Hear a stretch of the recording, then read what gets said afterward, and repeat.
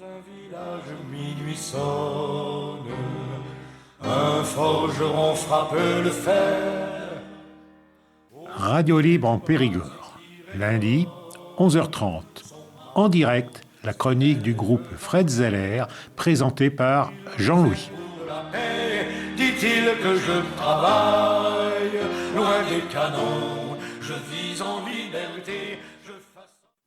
Auditrices, auditeurs, amis, citoyens, camarades, bonjour. Nous sommes le lundi 9 février 2026 et je vous présente cette chronique du groupe Fred Zeller dans laquelle nous allons commencer par une note de lecture d'un livre qui a été écrit par Alain Boer et dont le titre est « Trump, le pouvoir des mots ». Et en exergue cette citation du rituel de maître secret 4e grade du REAA, vous comprendrez tout à l'heure pourquoi. Vous ne forgerez plus ni n'accepterez plus d'idoles humaines pour agir aveuglement sous leur incitation. Vous déciderez vous-même de vos pensées et de vos actions, et vous ne confondrez point les mots et les idées. Vous vous efforcerez toujours de découvrir sous le symbole l'idée que vous aurez comprise et reconnue comme acceptable. Voici donc cette note de lecture qui a été rédigée par notre camarade Christian Échelle. Dans cet ouvrage, l'auteur, que l'on ne présente plus dans les milieux maçonniques, d'où l'exergue en tête de cette note de lecture. Donc, l'auteur que l'on ne présente plus dans les milieux maçonniques défend la thèse que, loin de la vulgarité odieuse affichée de Donald Trump, il y a derrière son vocabulaire « shit » entre guillemets, une pensée, en tout cas une politique de communication organisée. Alain Boer apporte incontestablement de l'eau à ce moulin, et c'est cela qui fait le plus vomir. Ce n'est pas la seule bassesse de son être qui se fait se conduire comme cela, le 45e et 47e président des États-Unis. C'est une stratégie délibérée, voulue par les think tanks réactionnaires au plus haut point qui le conseillent. Le véritable mentor de l'homme à la tour est l'avocat Roy Cohn, qui fut conseiller politique du sénateur McCarthy. Nous y revenons. La stratégie de Trump est d'attaquer en permanence les individus en leur donnant des surnoms méprisants. Il les attaque sur ce qu'il voudrait qu'ils soient. Il les attaque dans leur être même. On voit bien, à travers ce cas, la vraie différence entre le fascisme et le stalinisme. Les staliniens s'attaquaient aux consciences pour les faire taire. Les fascistes attaquent les individus pour ce qu'ils sont ou qu'ils définissent comme tels pour les détruire. Le trumpisme est bien un fascisme. L'auteur fait une analyse précise de plusieurs dizaines de mots ou expressions du vocabulaire de Trump. Citation.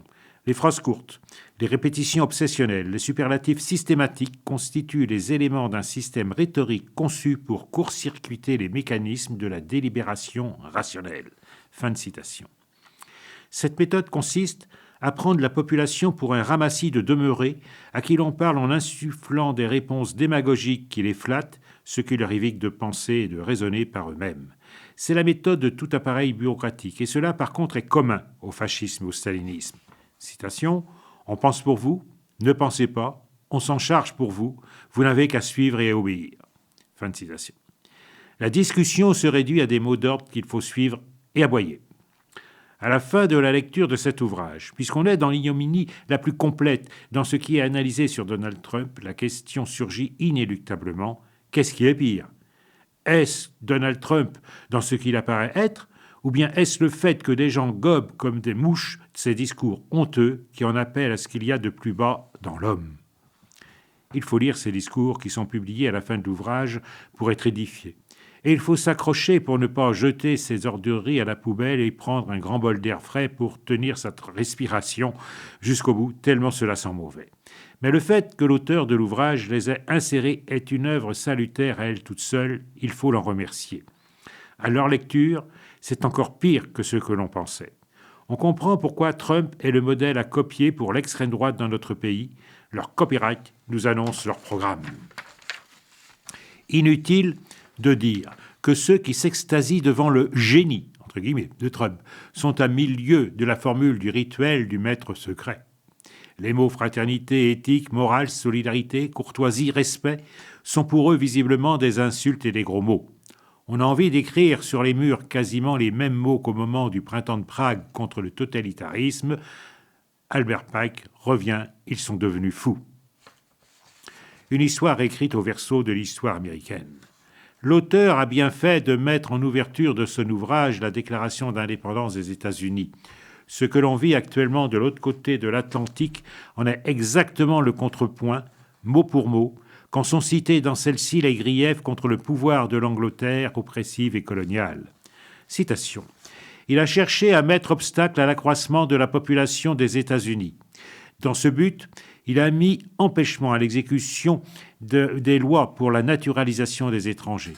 Il a entravé l'administration de la justice en refusant sa sanction à des lois pour l'établissement de pouvoirs judiciaires.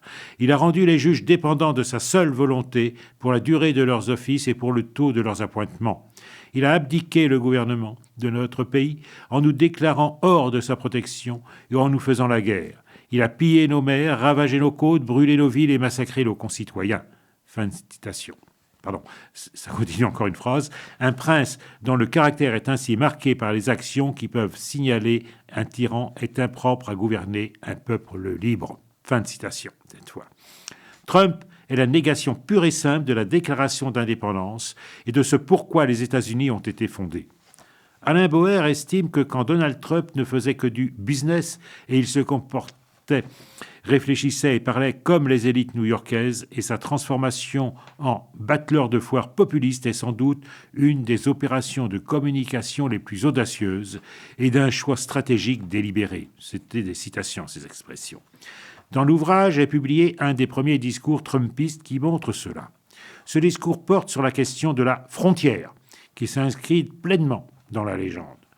Dans la culture nord-américaine, border, la frontière, est un mythe qui appelle à son dépassement en permanence. Aller toujours plus loin.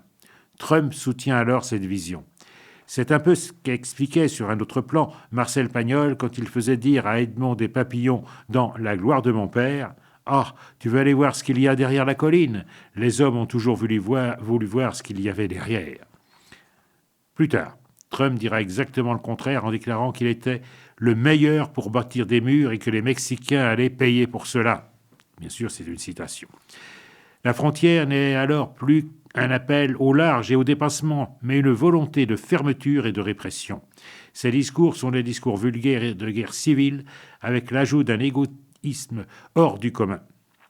C'est d'une vantardise absolue et bouffie d'orgueil qui rappelle les boniments des marchands d'ustensiles inutiles sur les marchés. On pourrait presque se mettre à plaindre Trump. Il a dû vouloir une enfance malheureuse. Il a dû avoir une enfance malheureuse. On lui a volé son 4 heures dans tous les jours. On peut faire toutes les analyses les plus fines que l'on veut et décortiquer toutes les stratégies qui pourraient sous-tendre les propos et méthodes de Trump. Il est pour moi une évidence. Ce mec est d'abord et avant tout un dingue brutal, cynique, menteur, ce qui montre sa grande fragilité. D'où la rage folle qui le prend quand on le surnomme « Taco », entre guillemets, acronyme de Trump Always Chicken Out. Le Trump se dégonfle toujours, pour la traduction. Tout cela ne peut se finir que par un drame. Tous les mécanismes habituels des institutions américaines et des contre-mesures de la société sont balayés comme des fétus de paille, et au bout du compte, il restera seul. Le roi sera nu. Pour avoir un peu étudié, parce que cela me passionne, dixit donc Christian Echen qui rédige cette note de lecture. On voit que tous les éléments de la Civil War, la guerre de sécession, sont en train de s'assembler à nouveau, car le pays est divisé en deux parties qui s'ignorent de plus en plus, qui n'ont plus rien en commun et qui s'affrontent de manière croissante, de plus en plus violente. On va inéluctablement vers une deuxième guerre de sécession, qui sera encore plus destructrice que la première, car ce ne seront plus les États qui s'affronteront, mais des parties entières de la population, dans une fracture de classe déterminante entre oppresseurs et oppressés, entre exploiteurs et exploités. Toute la question est comment les USA pourront-ils surmonter les dégâts à l'échelle mondiale, à l'échelle nationale, interne et internationale. That is the question. En guise de conclusion, pourrait-il y avoir une meilleure conclusion de ce voyage en absurdie, vulgarité et mépris du peuple que celle que tire Laure Murat dans Le Monde du 6 février 2026, où elle écrit dans un article intitulé « Face à Trump, les citoyens de Minneapolis donnent une leçon de démocratie ?» On peut lire ces extraits avec bonheur. Peu importe de savoir si Trump est fou ou fasciste ou les deux. Ce que vivent les États-Unis, désormais aux mains d'une oligarchie sans vergogne ni pitié, est la plus grande crise institutionnelle que son histoire ait connue. Car c'est tout le système qui branle. Hypertrophie de l'exécutif qui gouverne par décret, affaiblissement de tous les contre-pouvoirs, menace sur la séparation de l'Église et de l'État et attaque en règle sur les libertés civiles. Aujourd'hui, les États-Unis ne sont plus un État de droit. On tue des manifestants pacifistes. On déporte les citoyens détenteurs de permis de séjour légaux et des enfants de 5 ans. On arrête des journalistes en train de faire leur travail. On ligote l'université en lui coupant les vivres et en lui imposant un enseignement officiel. Ou, comme au Texas, le banquet de Platon est banni du programme pour promouvoir l'idéologie de la race et du genre. Depuis des semaines, la population de Minneapolis, bravant un froid polaire, proteste contre la présence et les agissements de l'ICE, donc la police de l'immigration, ayant déjà causé la mort de 2 habitants innocents de 37 ans, René Good et Alex Pretty. Munis de sifflets pour signaler la présence d'agents prêts à intervenir, organisant des concerts la nuit à proximité de leur lieu de repos pour les empêcher de dormir, armés de téléphones pour enregistrer leurs exactions, les citoyens ont montré une détermination exemplaire et donné une leçon de démocratie précisément. C'est un tournant considérable, à peine 1 an après l'élection de Trump, qui doit être pris pour exemple et pour un modèle d'avenir. Car c'est de la rue, et de la rue seule, du sursaut citoyen, de la conscience populaire, et non d'une femme ou d'un homme providentiel dont on attend en vain le surgissement, que viendra la réponse capable d'enrayer le cataclysme en cours. Fin donc de cette longue citation. Certains en France, au pouvoir, ou lui servant d'auxiliaires zélés et subsidiaires, devraient réfléchir à cela.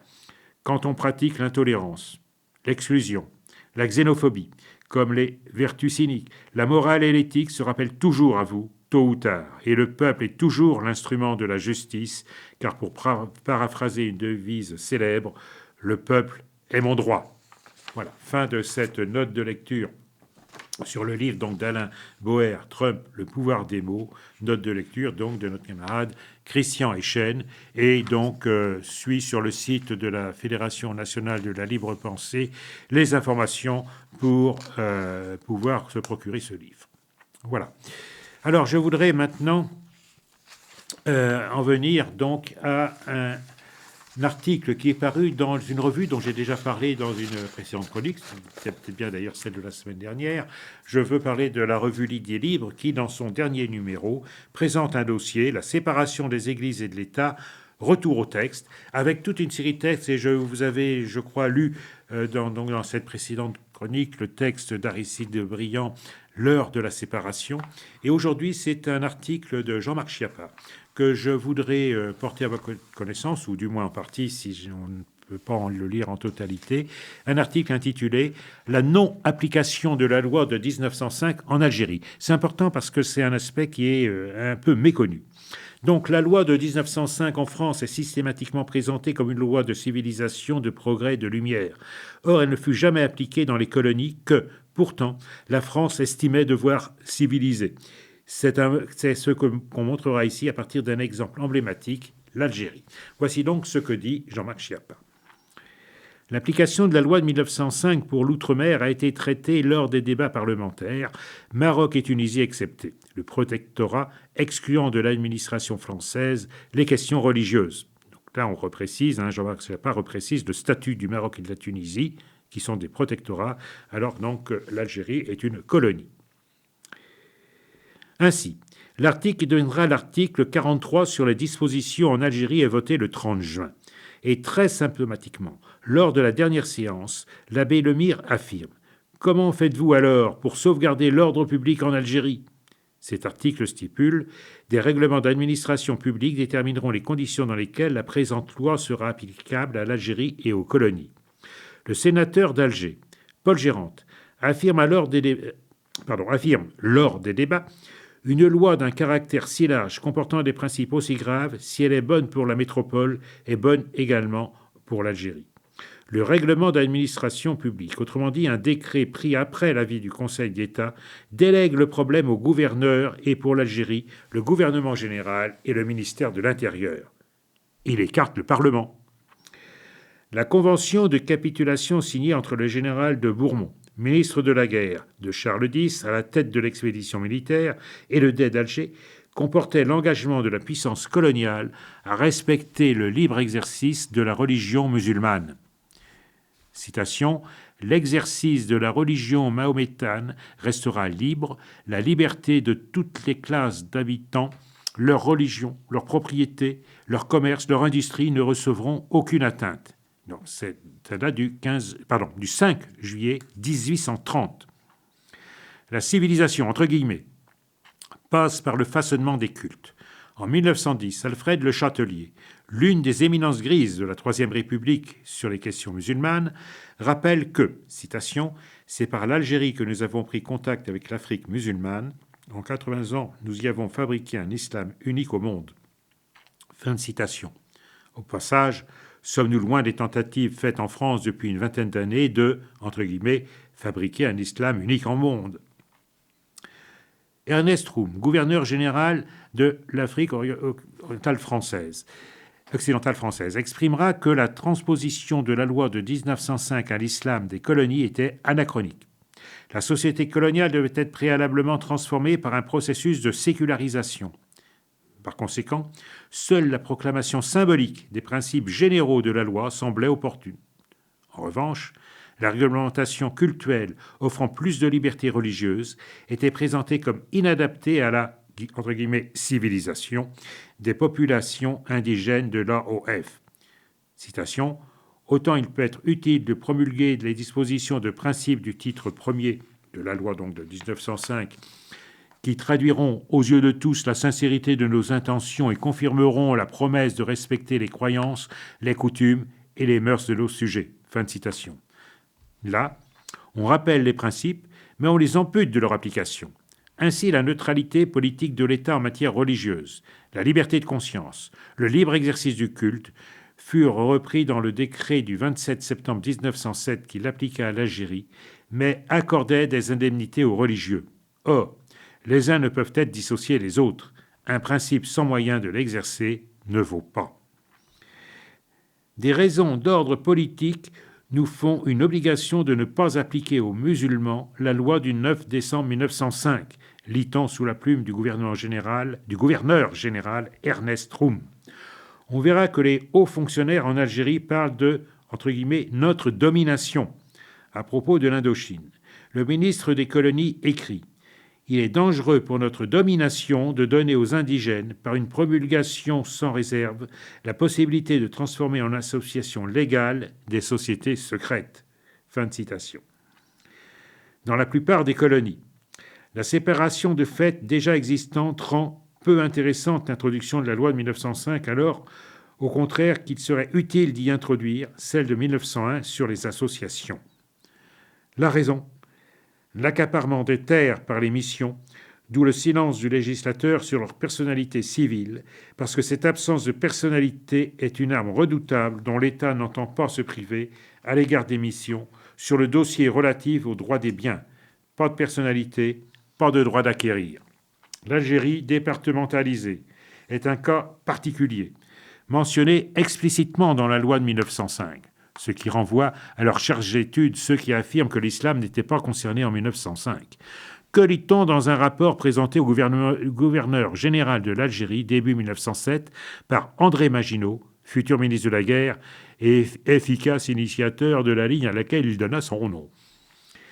Citation. « Les différences que vous avez pu relever entre la loi et le projet de décret, qui ne sont ni essentielles ni définitives, ont pour but d'approprier la nouvelle législation à la situation spéciale de l'Algérie et de permettre à monsieur le gouverneur général, à qui incombe la responsabilité des intérêts de notre domination, de prendre, lorsque les circonstances l'exigeront, les mesures nécessaires à la préservation de ses intérêts. » Fin de citation.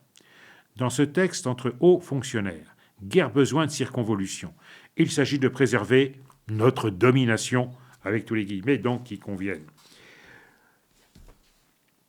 Le décret du 27 septembre 1907, rédigé par le gouverneur général Jonard, déterminant les conditions d'application en Algérie des lois sur la séparation des églises et de l'État et l'exercice public des cultes, précise Toutefois, dans les circonscriptions déterminées par arrêté pris en Conseil de gouvernement, le gouverneur général pourra, dans un intérêt public et national, accorder des indemnités temporaires de fonction aux ministres désignés par lui et qui exercent le culte public en se conformant aux prescriptions réglementaires. » Fin de citation. Ce décret de 1907 fut prorogé par les décrets du 19 septembre 1917, du 31 août 1922, du 25 septembre 1932 et sans limite de durée du 19 mai 1941. Il fallut attendre une circulaire du 13 juillet 1909, signée par le président du Conseil Georges Clemenceau, pour avoir une position gouvernementale sur l'islam algérien. Pour le personnel religieux, l'octroi d'indemnités devait être soumis à l'agrément du gouverneur. De cette façon, selon les termes de la circulaire, l'action directe que l'autorité supérieure doit conserver sur le recrutement du personnel du culte musulman pourra s'exercer ainsi d'une manière aussi efficace qu'à l'aide d'un véritable droit de nomination et sans qu'aucune atteinte soit portée au principe de la législation nouvelle. Fin de citation. Le gouverneur Jonard, qui après avoir dit qu'il n'était pas totalement favorable à la mise en vigueur de la loi, en jugeait l'application difficile et se trouva un allié en la personne de Monseigneur Houry, archevêque d'Alger, invité avec une partie du clergé à participer au débat. Seront ainsi trouvés, citation, les tempéraments indispensables qu'exige la situation de l'Algérie et qui sont de nature à sauvegarder l'avenir de notre colonie. Notre colonie, rarement possessif, n'aura mérité autant son titre. La revendication de séparation devint celle des musulmans comme l'association des oulémas, des nationalistes comme Messali, des républicains ou de la libre pensée qui regroupaient sans aucune distinction en son sein. Charles Luteau, gouverneur général en Algérie entre 1911 et 1918, écrit « Toutes nos méthodes de gouvernement, toutes nos mesures d'administration depuis que l'Algérie a été déclarée terre française ont gardé l'empreinte de ces principes d'acheminement vers le droit commun. Tout le colonialiste tient dans ce mot, acheminement. Un jour, l'égalité entre guillemets. Un jour, toujours renvoyé au lendemain. Or, quelle est la principale caractéristique de la loi de 1905 ? La liberté de conscience qui ne peut se fragmenter suivant les individus alors que l'inégalité entre citoyens français et indigènes est codifiée et qu'elle justifie, si l'on l'ose dire, la colonisation. Cette liberté de conscience s'exerce dans la non-reconnaissance des cultes et dans leur non-financement. Mais accorder, ou plus exactement reconnaître la liberté de conscience aux, entre guillemets, indigènes, c'est les reconnaître comme citoyens autonomes, majeurs. S'ils sont majeurs, le droit à l'indépendance s'inscrit comme possible. La liberté de conscience est contradictoire au colonialisme. Introduire la loi de 1905 dans le système colonial aurait fait exploser ce dernier.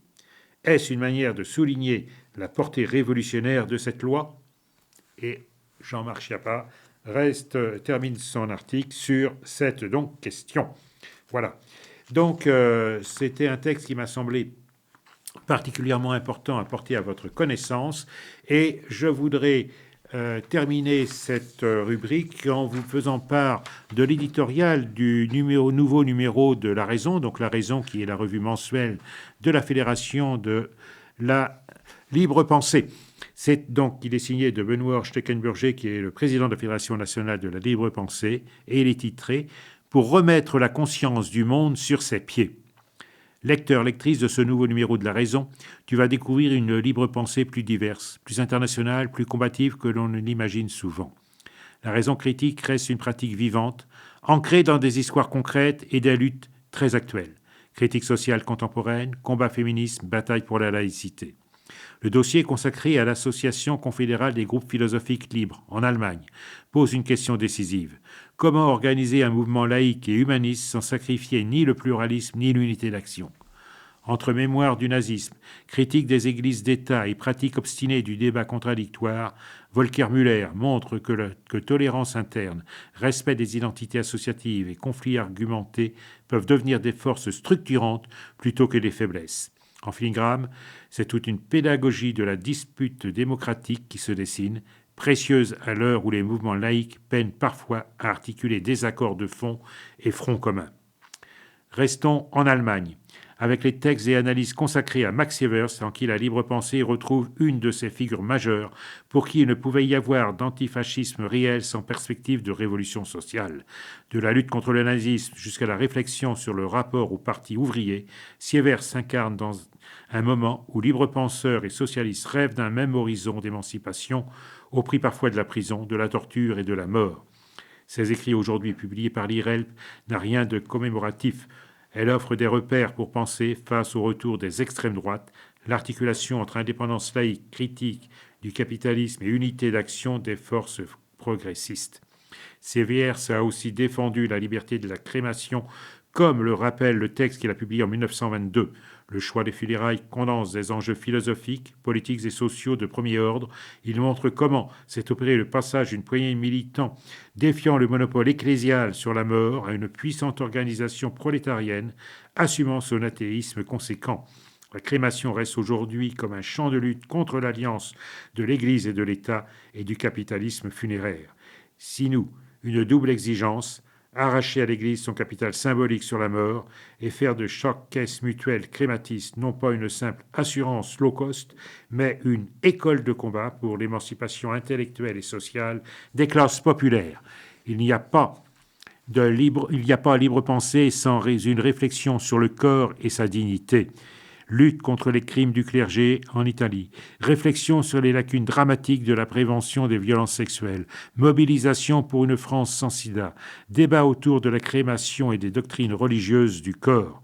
Aussi bien les rapports internationaux que les récits militants et associatifs engagent une même analyse, refuser que le corps soit à la fois instrumentalisé par les institutions religieuses et oublié par des politiques publiques défaillantes, revendiquer pour chacun et chacune la maîtrise de sa vie, de sa mort, de sa sexualité, de sa santé.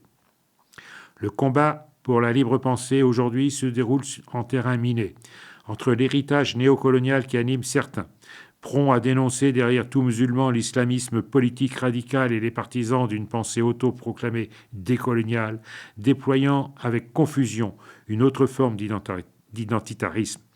Il reste difficile de tracer une voie raisonnable. La résistance à l'obscurantisme doit rompre avec la tentation de réduire la critique laïque au seul cléricalisme catholique ou islamisme politique. Marx évoquait la religion comme conscience inversiée du monde. Il faut replacer les phénomènes religieux dans un paysage plus large où se rencontrent crispation identitaire, mémoire coloniale refoulée, misère sociale et recomposition des droites radicales. Enfin, il n'y a pas de libre pensée sans une dimension culturelle comme le trace ici notre portrait de Leonard Cohen, figure à la croisée du judaïsme, de la poésie et de la contestation et qui a souvent rappelé que la libre pensée ne se vit pas seulement dans les combats institutionnels, mais aussi dans les œuvres qui accompagnent, inspirent et parfois consolent ces luttes. La libre pensée, aujourd'hui, ne se résigne pas à défendre la laïcité comme principe abstrait, mais la déploie dans les formes concrètes de la vie, dans les associations, les livres, les rituels funéraires, la justice pour les victimes, les combats sanitaires, les musiques qui nous relient, pour que la raison, enfin, ne soit pas qu'un mot d'ordre, mais un principe, une pratique partagée. Elle n'est certes pas une valeur, mais un principe qui permet l'émancipation des autres ordres. Voilà, c'est donc l'éditorial signé Benoît Schneckenburger, président de la Fédération nationale de libre pensée, pour ce nouveau numéro de l'idée libre. Voilà, nous en arrivons donc maintenant à la fin de cette chronique et je vous donne rendez-vous à la semaine prochaine. Merci à Antoine pour la technique. En forgeant un soc de charrue. C'était la chronique du groupe Fred Zeller de la Libre Pensée de Dordogne. Vous pourrez réécouter cette chronique en rediffusion jeudi de 16h à 16h30 ou samedi de 17h30 à 18h. Vous pouvez également écouter cette chronique en podcast sur le site de Radio Libre en Périgord et vous pouvez également retrouver sur le site du groupe Fred Zeller, lpdordogne.fr, toutes les chroniques du groupe Fred Zeller sur Radio Libre en Périgord. Nous vous donnons rendez-vous pour une prochaine chronique, la semaine prochaine, dès lundi, 11h30. Elle tient ton glaive